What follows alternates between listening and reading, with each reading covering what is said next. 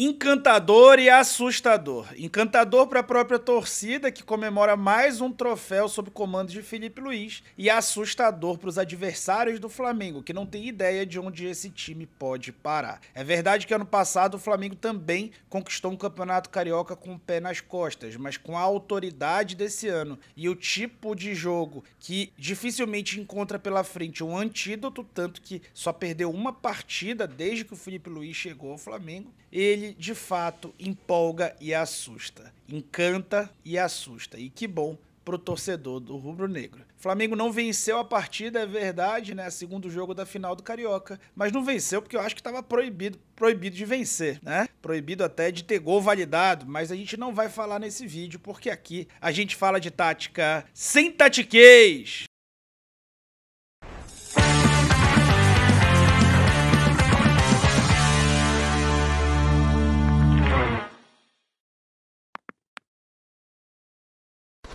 Pessoal, deixa o like, se inscreve no canal, dá um trabalho do cão fazer um trabalho como esse, um material como esse. Então, se inscreve no canal, deixa o teu like, bora colocar esse vídeo entre os top 100 do YouTube Brasil a partir do hype. Hypa esse conteúdo e me ajuda a alcançar mais e mais gente aí para esse canal alcançar os 100 mil inscritos ainda esse ano. Vamos lá pro campo. A escalação do Flamengo se manteve a mesma do último jogo, mas a do Fluminense teve algumas mudanças. Uma baixa foi o Fuentes, lateral esquerdo, que deu a assistência pro único gol tricolor desse confronto, né? Mas teve também mudanças não só táticas quanto também de atletas. Então o Fluminense fez as seguintes mudanças, colocou o Arias para jogar pelo lado e colocou o Lima no time, passando a jogar numa espécie de 4-2-3-1, 4-4-1-1, deixando de ter ali o Arias como uma dupla de ataque para ter um jogador mais recuado. A gente imaginou que isso daria um lado direito mais agressivo, que o time corresse um pouco mais para frente, e foi isso que tentou acontecer, mas a gente vai falar agora no indo para o campo, indo para o gramado de jogo. Pessoal, cada partida de futebol é planejada por cada equipe de acordo com o plano de jogo, né, que o próprio nome diz. E, assim, o plano de jogo de cada time era muito diferente entre si. O plano de jogo do Flamengo era vencer mais um jogo, ser campeão vencendo, porque a torcida do Flamengo também não tolera nada muito diferente disso, apesar do clube ter levado uma vantagem para a segunda partida. O plano de jogo do Fluminense, apesar de precisar da vitória, o plano de jogo do Fluminense era um pouco diferente, tá? E um pouco até contraditório se a gente for ser muito simplista nessa análise de vitória. Então vamos lá, o Fluminense precisava ganhar o jogo, mas mais do que isso, ele precisava não sofrer gol e não perder o jogo para poder chegar ao final com chance de ganhar e tentar enervar o time que tinha a vantagem. Então, por incrível que pareça, dada a cobrança que existe no Flamengo, o Flamengo entrava, de certa forma, num jogo perigoso no aspecto mental. Perigo esse que não estava posto para o Fluminense, que era franco atirador, mas não se comportava dentro de campo taticamente como tal. Então a ideia do Mano Menezes era levar esse jogo vivo até o final. Sucesso dessa estratégia, eu falei isso para os membros durante a transmissão tática da partida. Aliás, seja membro, escute meus comentários táticos durante todos os jogos do Flamengo via WhatsApp, em áudio, né, minuto a minuto. E lá no início do jogo eu falei, pessoal, sucesso para o Mano Menezes, sucesso para a estratégia do Mano vai ser se o jogo tiver 0-0 aos 40 do segundo tempo e ele tiver um escanteio a favor. Isso vai ser sucesso para ele. E aconteceu, tá? E a gente vai explicar como. Vamos lá. Então o Flamengo continuava ali com a sua estratégia de sair jogando, a melhor saída de bola do Brasil, a melhor saída de bola em muito tempo no futebol brasileiro, tá? Talvez desde 2021 aquela saída do time do Rogério Ceni ainda era muito boa.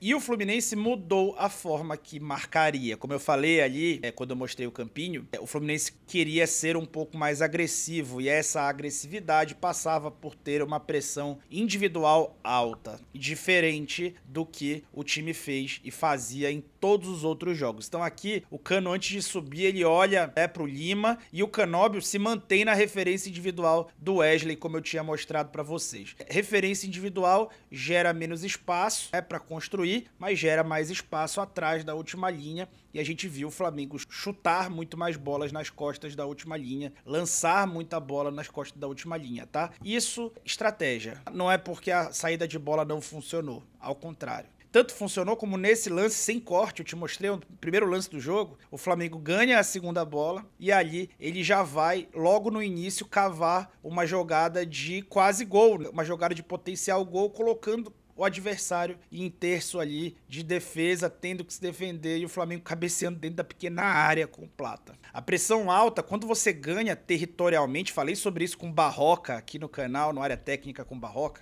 quando você ganha o território, não quer dizer que você tá ganhando a bola, mas você pode ganhar bola e território se a tua estratégia for boa. E foi isso que o Flamengo quis fazer, tá? Então o Flamengo saía da marcação alta do Fluminense, eventualmente sim, com bola longa, colocava a bola na defesa do Fluminense e aí marcava muito alto. Aqui o Thiago Silva foi marcar essa falta que o juiz criou aí pro lance do Plata e o Flamengo ficou, né, com a segunda bola depois do score ali do Canóbio, e o Gerson de primeira, jogou muito de primeira nesse jogo, e isso foi muito importante. Num jogo com referência individual é muito importante o jogo de primeira, né, e o Wesley teve muito mais espaço por conta disso. E logo nesse lance ele coloca a bola na frente pro Arrascaeta, o Thiago Silva toma um cartão amarelo, isso com 2 minutos de jogo, tá? 2 minutos de jogo. O jogo prometia ficar nervoso, ó, o Fluminense começou a fazer rodinha em volta de árbitro, e isso só tinha a ser ruim pro Flamengo. No lance seguinte, o pessoal dá uma arrepiada no Arrascaeta e o Flamengo vai fazer rodinha, mas o Arrascaeta foi muito... Isso simbolizou, digamos assim, o mindset, digamos assim, a mentalidade, desculpem pela palavra em inglês, ridículo isso, mas a mentalidade do time do Flamengo, a mentalidade de colocar a bola no chão e não cair em pilha, né? Ele pega e ele vai cobrar a falta rápido. E aí, o pessoal que tá fazendo bolinho no árbitro quase se dá mal.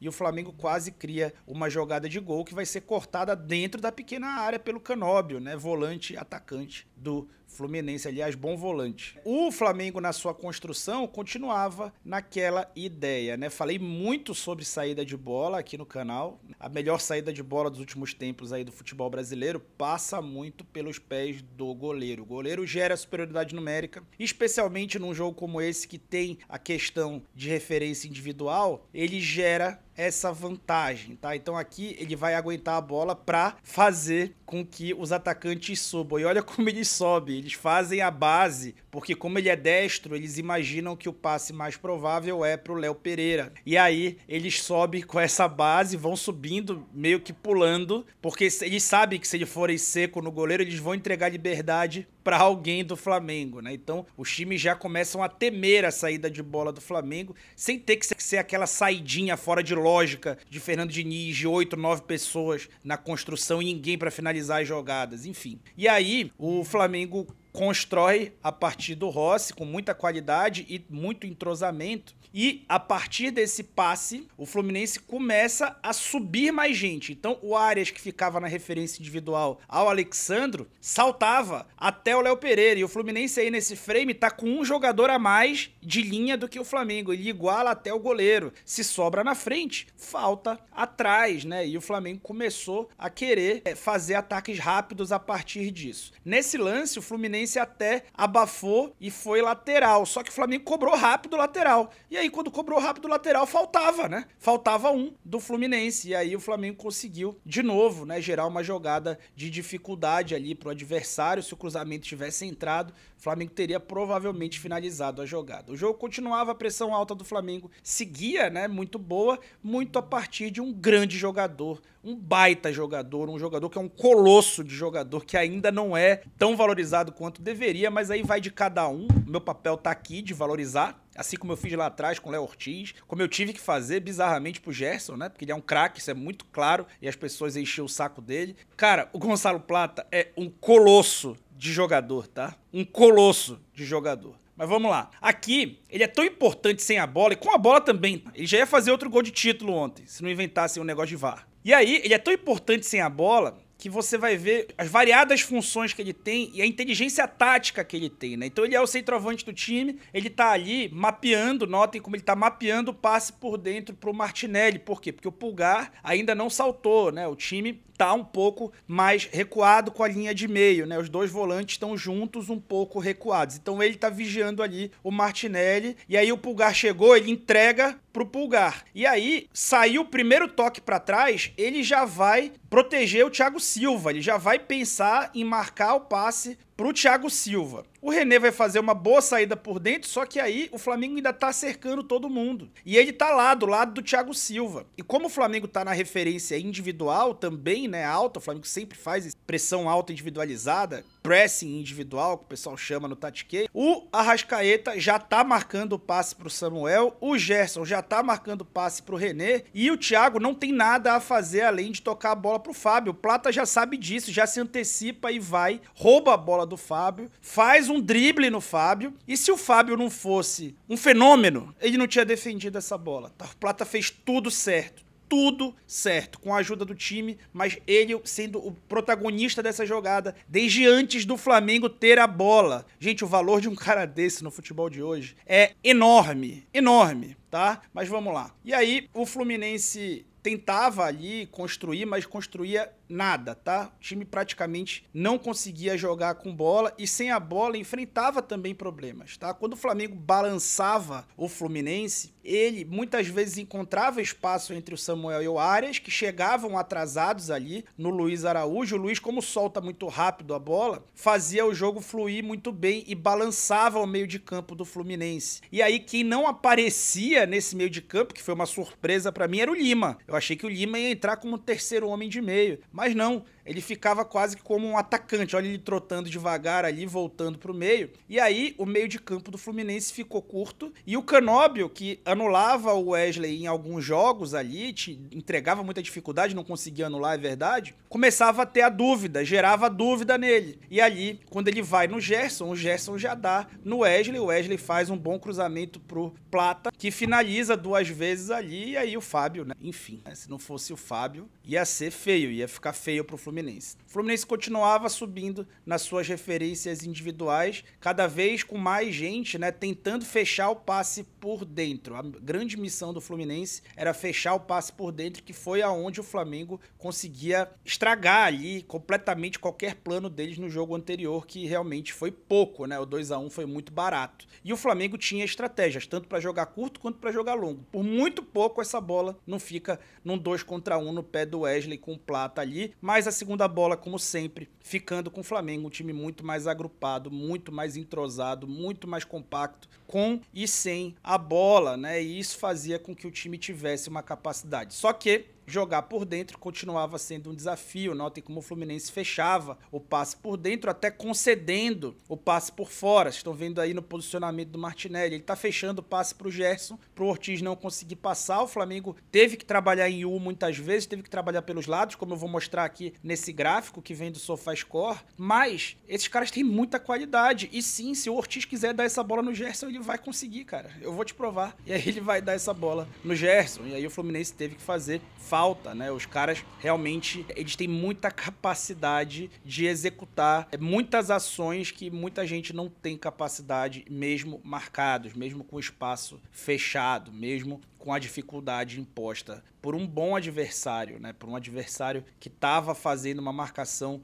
bem melhor do que antes. O Flamengo tinha uma estratégia possível desde antes do primeiro jogo, que eu alertei no primeiro pré-jogo, que era a possibilidade de tentar sair dessa compactação do Fluminense a partir de toques para trás. Só que eu achei que o Mano Menezes não ia cair nessa, né? E errei feio, errei rude. No jogo anterior, o Flamengo praticamente deitou a partir dessa estratégia. Nesse jogo, era mais óbvio que ele cairia nessa, porque ele precisava do resultado. Então, seria também demais ele ficar a partir desses toques para trás. E aí, o Flamengo utiliza e quase faz um golaço, né? Com o Luiz Araújo, que começa a partir de um toque para trás. Eu vou puxar mais aspas aqui, que eu acho que servem para nossa mentalidade de torcedor de campo. A torcida do Flamengo tá de parabéns, aliás. A torcida do Flamengo é uma das torcidas que tem maior mentalidade tática que existe, tá? Muito embora exista exceções, ainda exista muito fanatismo e tudo mais, mas a torcida do Flamengo é um tipo de torcida que não reclama quando essa bola volta pro goleiro. E quase todo ataque rápido, aí vem as aspas, quase todo ataque rápido começa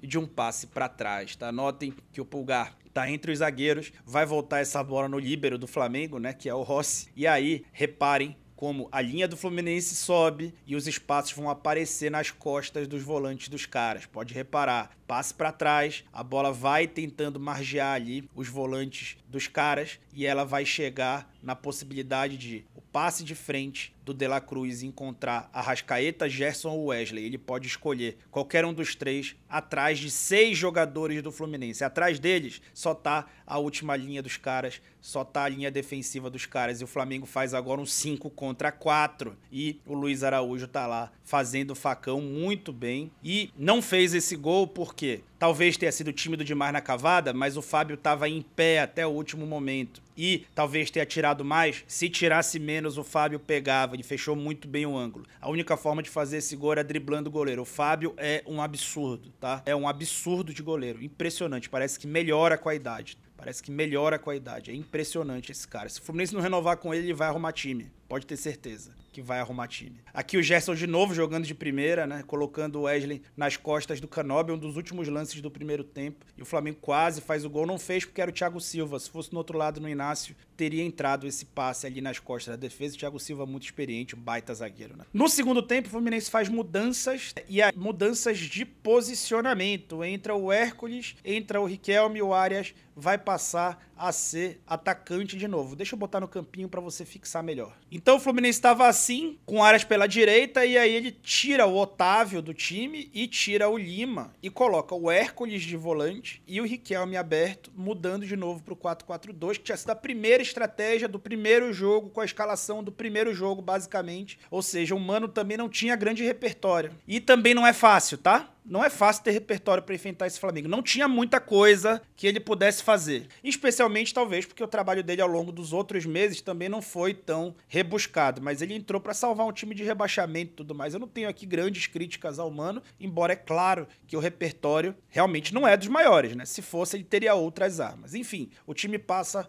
a jogar num 4-4-2 ali, especialmente com a bola. Bora voltar pro campão. Então, diante dessas mudanças, o Fluminense tentava continuar com a pressão individualizada, embora ele tivesse também com uma melhor transição para uma mentalidade zonal, quando o Flamengo vencia essa pressão. E o Flamengo, logo com o primeiro lance, de novo, mostrou quem é que estava ali para mandar, quem é que ia jogar no ataque, e fez uma bola longa de novo, ganhou a segunda bola, e ali continuou no ataque, continuou tentando finalizar contra o gol dos caras, né, o tempo inteiro. A mentalidade zonal do Fluminense continuava e eles corriam mais e mais risco, tá? A mentalidade zonal não, né? A mentalidade individual continuava na marcação alta e eles corriam mais e mais riscos. Então, como o Rossi fazia esse líbero, já tinha um tipo de instrução para que alguém fosse nele. Então essa bola não poderia mais ficar no Rossi. Aqui notem como o Cano vai no Rossi, enquanto o Cano vai no Rossi, o Canóbio já vai partir para marcar o Léo Ortiz. Ele já vai partir para marcar o Léo Ortiz, só que ele não vai chegar a tempo, né? O camisa 10 da zaga, ele vai saber se posicionar, mas se chegar nele a bola,